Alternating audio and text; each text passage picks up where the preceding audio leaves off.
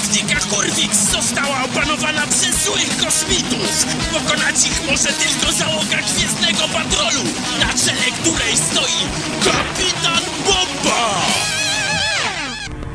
Miejsce: baza astralna Gwiezdnej Republiki. Misja: Patrol.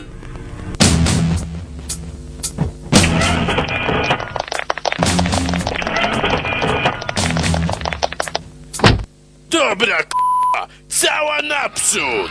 Panie kapitanie, jak ruszę do przodu, to się w ścianę!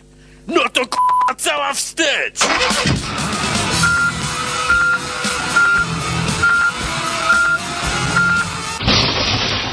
O k***a! Bomba, bomba! Ty cioto! Jak śmiesz nazywać mnie ciotą, moja dupa jest ciasna jak po praniu, a twoja matka to chuj! Powtarzasz się, Bomba! Mógłbyś wymyśleć coś nowego! Czekaj! Torpeda! Ty ch***u!